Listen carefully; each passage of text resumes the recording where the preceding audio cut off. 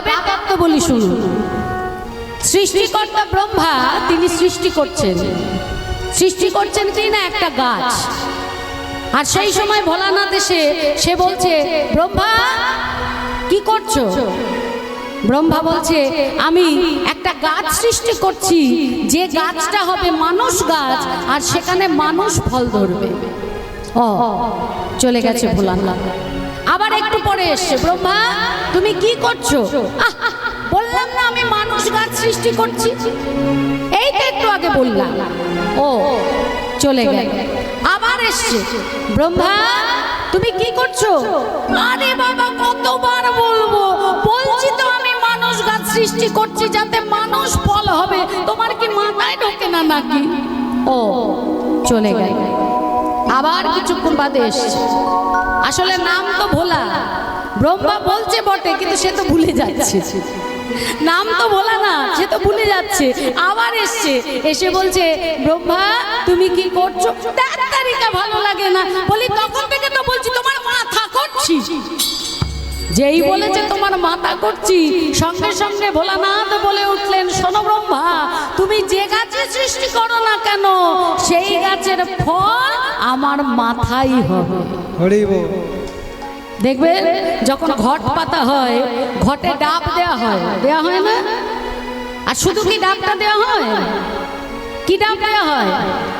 জোরে বলো, শীষওয়ালা ডাব। তাই দেখ তত্ত্বটা একটু বুঝে নাও। এই যে ডাব, এই ডাবের যে শীষ, এই শীষটা কে জানো? ভোলানাথ যেখানে যায়, ভোলানাথ তো একা যায় না, ভোলানাথের সঙ্গে দুইজন নারীও যায়। ভোলানাথ যেখানে যাবে তার সঙ্গে দুজন নারী যাবে। এবার যেই ভোলানাথ বলে দিয়েছে, ব্রহ্মা তুমি যে গাছে সৃষ্টি করো না কেন, আমার মাথাই হবে সেই গাছের ফল, শুনে নিয়েছে একজন। কে বলো তোমার? যে ভোলানাথের বুকের ওপর পা দিয়ে দাঁড়িয়ে থাকে জিহ্বার করে। কি নাম? কালী। এই মা কালীর একটা গোপন নাম আছে জানো তো, ভোলানাথ বলে ডাকতে। গোপন নাম গো, কাউকে বলবে না তো? যদি না বলো তো বলবো, বলো না যেন কাউকে। ভোলানাথ ভালোবেসে মা কালীকে খেপি বলে ডাকতেন। হ্যাঁ, কারণ মা কালী যখন হাতে খাড়া নিয়েছিলেন, ওই শুম্ভ নিশুম্ভকে বধ করেছে তো কাটতে আসছে।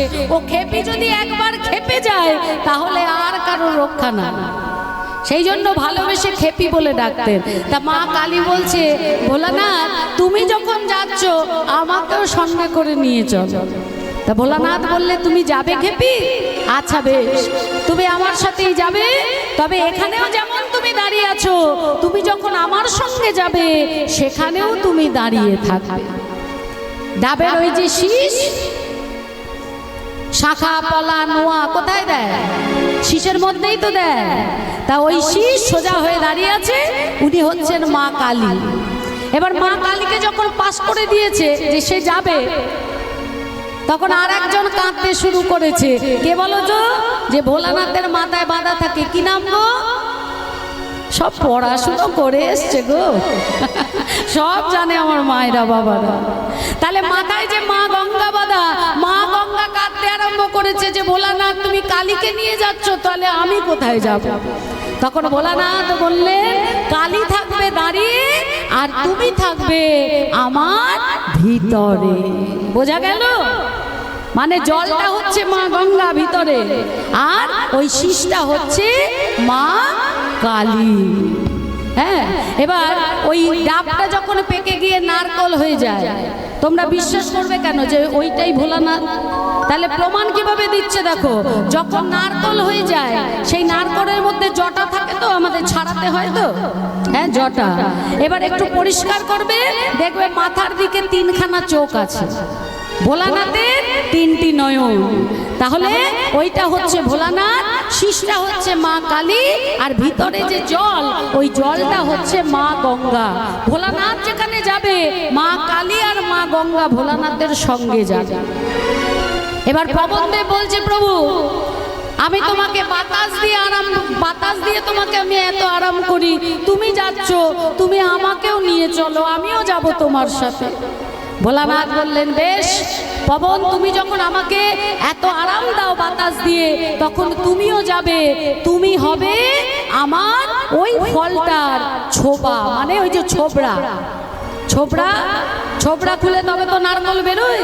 আর শোনো, এই জগৎবাসী সেই ছোবড়া দিয়ে, তাতে ধুনো দিয়ে যখন ধুনো দেবে, সেই ধুনোর ধুনি যত দূর পর্যন্ত যাবে, অশুভ শক্তি তার মধ্যে কখনো প্রবেশ করতে পারবে না। তাহলে মা কালী ঢুকলো, মা গঙ্গা ঢুকলো, পবনদেব ঢুকলো। এবার আর একজন আছে মা, দেখি কিরম পড়াশুনো করো। মৃত্যু দেবতাকে বলো। আমরা সবাই জানি যমরাজ। শাস্ত্রতা বলছে না বাবা, অন্য কথা বলছে, বলে দিচ্ছি। যমরাজ ভোলানাথকে বলছে যে, ভোলানাথ তুমি যে এত লাশ আমাকে পাচার করো, আর সেইগুলোর সদ্গতি করতে করতে আমার অবস্থা খারাপ হয়ে যায়, তাহলে তুমি সবাইকে নিয়ে যাচ্ছ, আমি কি বাদ যাব? ভোলানাথ হলেন মৃত্যুর দেবতা, তাই ভোলানাথের নাম হলো মৃত্যুঞ্জয়। যমরাজা কিন্তু মৃত্যুর দেবতা নয়। যে যেমন কর্ম করে যমরাজা তাকে নিয়ে গিয়ে সেই কর্ম অনুযায়ী ফল দেয়, কিন্তু মৃত্যুর দেবতা হচ্ছে ভোলানাথ। এবার যেই যমরাজ বলেছে আমিও তোমার সঙ্গে যাব, এই যমরাজা কিন্তু একজন বড় বৈষ্ণব। বৈষ্ণব ধর্ম সূচনার সময় যে 12 জন বৈষ্ণব ছিলেন, তার মধ্যে একজন হচ্ছেন কিন্তু এই যমরাজ। এবার যমরাজও যখন বলছে প্রভু আমাকেও নিয়ে চলো, তখন বলছে বেশ, তাহলে যমরাজ তুমি হবে আমার ওই খোলা, যেটা খোপার মতো থাকে সে খোলা। আর দেখবেন অনেক বৈষ্ণব আছে যারা ঘটি বাটি ব্যবহার করে না, থালা ঘটি বাটি ব্যবহার করে না, তারা যখন জল খায় তখন ওই নারকলের মালা দিয়েই জল খায়। তাই ভোলানাথ বললেন তুমি হবে ওই খোপা, মানে মালা, আর ওই মালা দিয়ে বৈষ্ণব, পরম বৈষ্ণব যারা, তারা জল পান করে শরীর শীতল করবে। তাহলে ডাবের তত্ত্ব বোঝা গেল মা? ওই ডাব হচ্ছে ভোলানাথের মাথা। কিছু বলবেন বাবা? বলুন। হ্যাঁ, এর তত্ত্ব আছে, আমি পরে আসছি, পালাটা একটু এগিয়ে নিয়ে আবার বলবো। তাহলে বোঝা গেল, ওই জন্য ওই নারকল মেঝেতে ফাটাতে নেই মা। নারকল যদি মেঝেতে ফাটানো হয় ভোলানাথের মাথায় আঘাত লাগে। উঁচু জায়গায় নারকল ফাটাতে হয় মা, কিছু দিয়ে নারকল ফাটাতে হয়। তাহলে পুজোর আয়োজন করেছেন, ঘটের মধ্যে ডাব টাব দিয়ে সুন্দর করে সাজিয়েছে, আর কশ্যপ মুনি এসে পুজো করলেন। তারপর যখন যজ্ঞের আয়োজন করলেন, তখন কশ্যপ মুনি গিয়ে যজ্ঞ করলেন। আর স্ত্রী তার প্রতি এই সেবা দেখে তিনি মনে মনে ভারী খুশি হলেন মা। তিনি মনে মনে ভাবছে যে অদিতি আমাকে যে সেবা করছে, অদিতির সেবায় আমি সন্তুষ্ট হয়েছি, তাই আমার উচিত অদিতিকে কিছু দান করা, কিছু দেওয়া। তা অদিতিকে কাছে ডাকছে, অদিতি এদিকে এসো। মা অদিতি এসে দাঁড়িয়েছে। ভোলানাথ বলছে, অদিতি আমার সেবা করতে করতে তোমার নিজের দিকে খেয়াল নেই। সুন্দর গঠন তোমার, একদম সরু পাতলা হয়ে গেছে, ক্ষীণ হয়ে গেছে। তোমার মাথায় এক রাশ ঘন কালো কেশ, তেল চিরুনি না দেওয়ার জন্য দেখো জটা পড়ে গেছে। আর অমন গোলাপি আভা তোমার যে গায়ের রং, সেই গায়ের রং আমার সেবা করতে করতে তামাটে হয়ে গেছে। তোমার সেবায় আমি সন্তুষ্ট, আমি কিছু দিতে চাই, বলো তোমার কি চাই। মা অদিতি বললেন, গো স্বামী গো, তুমি আমায় তোমার চরণ সেবা করার সুযোগ দিয়েছ, এতে আমি খুশি, আর আমার কিছু লাগবে না। আমি যে স্বামী সেবা করতে পারছি, এতেই আমি খুশি, আর আমার কিচ্ছুটি লাগবে না। তা কশ্যপ মুনি বুঝলেন যে মা অদিতি নিজে মুখে কিছু চাইবে না, তাই কাছে ডাকলেন মা। আর এই বাম হাতের করে আঙুলটা নাভির চারপাশে 3 বার বুলিয়ে 3টি মন্ত্র বলে বললেন, যাও তুমি সুসন্তানের জননী হও। তাহলে চাইলে কম পড়ে যায়, না চাইলে কিন্তু অনেক বেশি পাওয়া যায়, তাই না? তাহলে বললেন এখন আর তোমাকে আমার সেবা করতে হবে না, তুমি ঘরে ফিরে যাও, আর সময় মতো তুমি সুসন্তানের জননী হও। শুধু সুসন্তানের জননী হলেই তো হবে না মা, সন্তানের মঙ্গল কামনাও তো করতে হবে, যেটা আমরা মায়েরা করে থাকি, করি না? এই চৈত্র মাসেই তো করি। সন্তানের মঙ্গল কামনায় কি যেন করি, জোরে বলো, নীল ষষ্ঠী। তাই যে নীল ষষ্ঠী করো, এই নীল ষষ্ঠীর আবির্ভাব কোথা থেকে জানো? জানো নীল ষষ্ঠীর আবির্ভাব কোথা থেকে? যখন বলবো তো বটেই বাবা, শুরু যখন করেছি তখন বলবো, জানানোটাই আমাদের কাজ, তাই না? তা নীল ষষ্ঠীর আবির্ভাব কোথা থেকে হলো? দক্ষ রাজা যখন শিববিহীন যজ্ঞ করেছিলেন, আমরা সবাই জানি যে মা সতী ওই যজ্ঞের মধ্যে নিজের দেহ দিয়ে আহুতি দিয়েছিলেন। পরবর্তীতে মা সতী আবার জন্ম নিলেন নীলধ্বজ রাজার কন্যা রূপে, নাম হলো নীলাবতী। যত বড় হতে থাকলো তত তার রূপের ছটা চারিদিকে ছড়িয়ে পড়তে লাগলো। কত বড় বড় রাজা রতি মহারথী তাকে বিবাহ করতে এলো, কিন্তু তার মনের বাসনা ছিল আলাদা। সে ছিল শিব ঠাকুরের ভক্ত, তাই সে শিবের পুজো করত শিবকে স্বামী রূপে পাবে বলে। তার পূজায় সন্তুষ্ট হয়ে শিব ঠাকুর নেমে এলেন এবং শিব আর নীলাবতীর শুভ বিবাহ সুসম্পন্ন হলো। সেই থেকে কিন্তু নীলের উদয়, নীল ষষ্ঠীর উদয়। আর এটা হয় কি চৈত্র মাসের সংক্রান্তির আগে আগে পড়ে। কিন্তু আসল পৌরাণিক কাহিনীটা কি? আসল পৌরাণিক কাহিনীটা শুনুন। এক দেশে এক ব্রাহ্মণ আর ব্রাহ্মণী ছিল, খুব নিষ্ঠাবান, খুব ভক্তিবান, ভগবানের পুজো করত। ভগবানের যত ব্রত, সমস্ত ব্রত একদম নির্জলা উপবাস করে তারা সেই ব্রত সম্পন্ন করত। কিন্তু তাদের মনের মধ্যে দুঃখ ছিল একটাই। কি দুঃখ জানেন না? তাদের যখনই সন্তান হতো, সেই সন্তান বেশি দিন বাঁচত না, সেই সন্তান মারা যেত। জন্ম নিয়ে কিছুদিন থাকার পরেই মারা যেত। আর এটাই ছিল এই ব্রাহ্মণ আর ব্রাহ্মণীর একমাত্র দুঃখ। অবশেষে সেই দুঃখকে ভোলার জন্য ব্রাহ্মণ আর ব্রাহ্মণী গেল কাশী ধামে। কাশীর গঙ্গায় স্নান করে ওই মণিকর্ণিকার ঘাটে বসে দুজনে মিলে চিৎকার করে কাঁদছে। কান্না সহ্য করতে পারলেন না মা ষষ্ঠী। মা ষষ্ঠী আমার এক বৃদ্ধার বেশ ধরে তাদের কাছে এলেন এবং এসে তাদেরকে জিজ্ঞাসা করলেন যে তোমরা এইভাবে কাঁদছো কেন?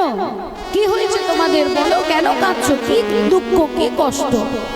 ব্রাহ্মণ আর ব্রাহ্মণী যখন তাদের দুঃখের কথা সেই বৃদ্ধাকে বললেন, তখন মা ষষ্ঠী বৃদ্ধা রূপ ধরে বললেন যে আমি তোমাদেরকে একটা ব্রত করতে আমি তোমাদেরকে একটা ব্রত করতে বলবো। এই ব্রতটা যদি তোমরা নিষ্ঠাভাবে করতে পারো তাহলে তোমাদের সব দুঃখ ঘুচে যাবে। কি সেই ব্রত?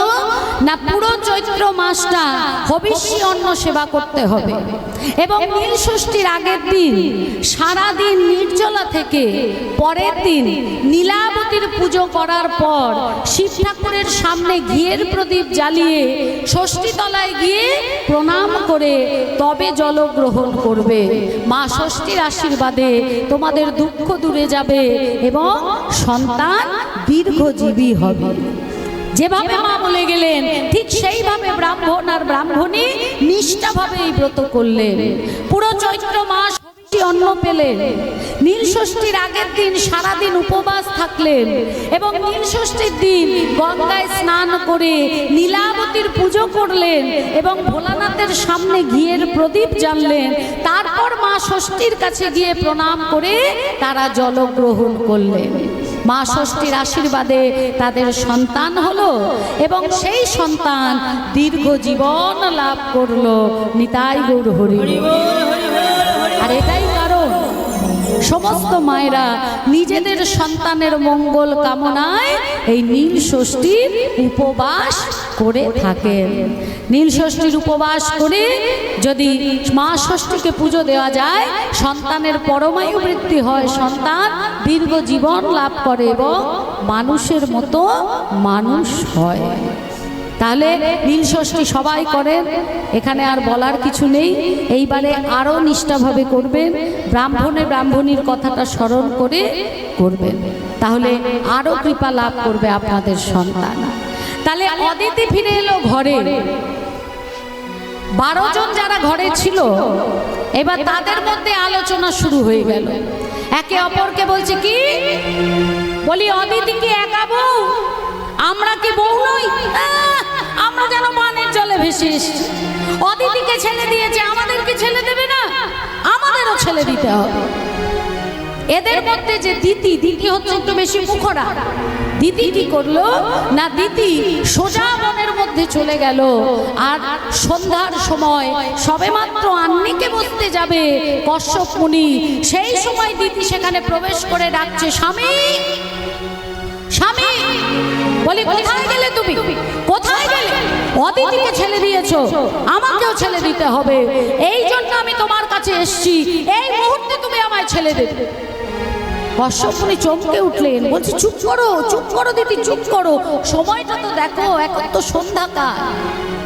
এই সন্ধ্যাকালে যদি তোমার গর্ভে সন্তান আসে, তবে যে সেই সন্তান অসুর হবে। দিদি বলছে, হোক অসুর, আমার ছেলে অসুর হবে। বলি, তোমার তাতে কি? হ্যাঁ, সন্তান যখন দিতে বলেছি, তখন এই সন্ধ্যেবেলায় আমাকে সন্তান দিতে হবে। কশ্যপ মুনির মনে পড়ে গেল স্বর্গের নর্তকী উর্বশীর কথা। না, উর্বশী সন্ধ্যেবেলা রাবণ রাজাকে অভিশাপ দিয়েছিল, তাই রাবণের বংশটাই ধ্বংস হয়ে গেছিল। আর এখন যদি দিতি রেগে গিয়ে কশ্যপ মুনিকে অভিশাপ দিয়ে দেয়, তাহলে কশ্যপ মুনিরও বংশ ধ্বংস হয়ে যাবে। উর্বশী কেন অভিশাপ দিয়েছিলেন রাবণ রাজাকে? উর্বশী সুন্দরভাবে সেজে গুজে দেবরাজ ইন্দ্রের রাজসভায় যাচ্ছে নৃত্য পরিবেশন করবে বলে।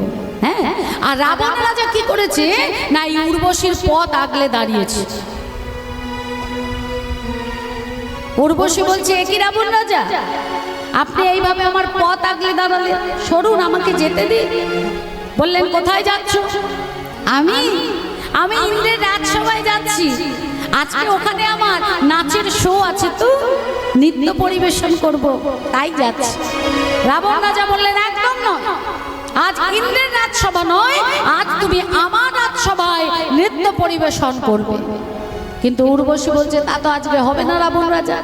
আমি যখন দেবরাজ ইন্দ্রকে কথা দিয়েছি, তখন আজকে আমি ওনার রাজসভায় নৃত্য করি, আগামীকাল আমি আপনার রাজসভায় নৃত্য করব। রাক্ষস রাজ রাবণ, অহংকারী রাজা, ছাড়বে কেন মা?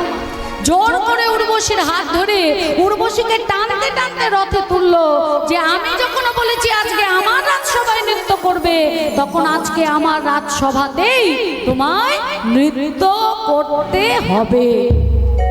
জোর করে হাত ধরে যখন রথে তুললেন, তখন উর্বশী বলেছিলেন, দেখুন রাবণ রাজা, আমি স্বর্গে একজন সামান্য নর্তকী, তাই আপনি এইভাবে আমার হাত ধরে অসম্মান করে আমাকে টানতে টানতে আপনার রথে তুললেন।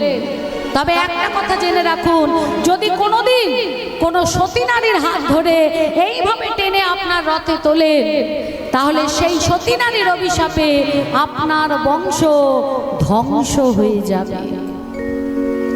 সীতা মায়ের অভিশাপে রাবণের বংশই শুধু ধ্বংস হলো না, সোনার লঙ্কাও কিন্তু পুড়ে ছাড়খাড় হয়ে গেল। কশ্যপ মুনি মনে মনে ভাবছে, এই সন্ধেবেলায় তো অভিশাপটা দিয়েছিল, তা এখন সন্ধেবেলা এবার ছেলে না পেয়ে যদি দ্বিতীয় অভিশাপ দিয়ে দেয়, কি হবে? তার থেকে যা চাইছে তাকে দিয়ে দিয়ে কাছে ডাকলে সেই একই পদ্ধতি, বাম হাতের করে আঙুল নাভির চারপাশে 3 বার বুলিয়ে মন্ত্র বললেন, আর বললেন, যা তুমি অসুর সন্তানের জননী হও। বললেন, তুমি অসুর সন্তানের জননী হও। এই সন্ধ্যাকালের অনেক মাহাত্ম্য।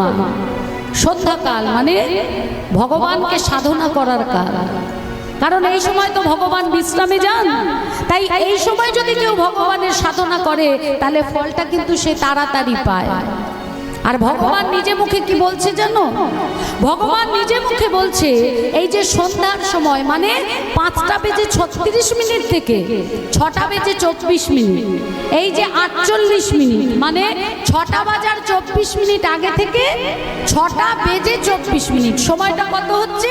5টা, বিকেল 5টা 36 থেকে সন্ধে 6টা 24, এই 48 মিনিট ভগবান নিজে বলছে কেউ যদি হাতে তালি দিয়ে আমার নাম করে, কেউ যদি আমার নাম শোনে, আমি তাকে কখনো দুঃখ কষ্ট দিতে পারি না। এই 48 মিনিট যারা নাম করবে, নাম শুনবে, ভগবান কখনো তাদের দুঃখ কষ্ট দিতে পারবেন না। আরো বললেন এই 48 মিনিট যারা হেলায় হারায়, সন্ধ্যেবেলা চুল আঁচড়াচ্ছে, চৌকাটের ওপর বসে থাকছে, গপ গপ করে সন্ধ্যেবেলা পা ছড়িয়ে ভাত খাচ্ছে, সন্ধে দিচ্ছে না, বসে বসে ওই কলিযুগের জটিলা কুটিলা সিরিয়াল দেখছে। হ্যাঁ, ঘর ভাঙাবার একমাত্র মাধ্যম হচ্ছে টিভি সিরিয়াল, ওইগুলোকে বসে বসে গিলছে। আর যে সমস্ত ছেলেরা সন্ধ্যেবেলা পাড়ার মোড়ে চায়ের দোকানে বসে আড্ডা দিচ্ছে, তাস খেলছে আর বিড়ি ফুঁকছে, ওই 48 মিনিট আমি তাদের কখনো সুখ দিতে পারবো না। তাহলে 48 মিনিট যারা ভক্তি করে ভগবানের নাম করবে, ভগবান যেমন তাদের দুঃখ দিতে পারবেন না, তেমনি যারা নাম করবে না ভগবান তাদের সুখও দিতে পারবেন না। দেখবেন কোনো শাশুড়ি বলে না যে আমার বউ আমায় ভাত দেয় না, আবার দেখবেন বউরাও বলে আমার শাশুড়ি খুব দরজা। সাধক রামপ্রসাদ তিনি কি বলছে জানো মা? আমি সকাল সলিলে ডুবে মরি শ্যামা, দোষ কারো নয় গো মা। বৌমার কি ক্ষমতা আছে শাশুড়িকে ভাত দেবে না? আর শাশুড়ি বা কি ক্ষমতা আছে বৌমার উপর অত্যাচার করবে? আমরা যেটা ভোগ করি সেটা আমাদের কর্মফল। তাই আরো বলছে আমার ধর্ম হলো কোদণ্ড স্বরূপ, পুণ্য ক্ষেত্র মাঝে বাঁধিলাম সে কূপে বেরিল কাল রূপ কাম মনোরমা মা,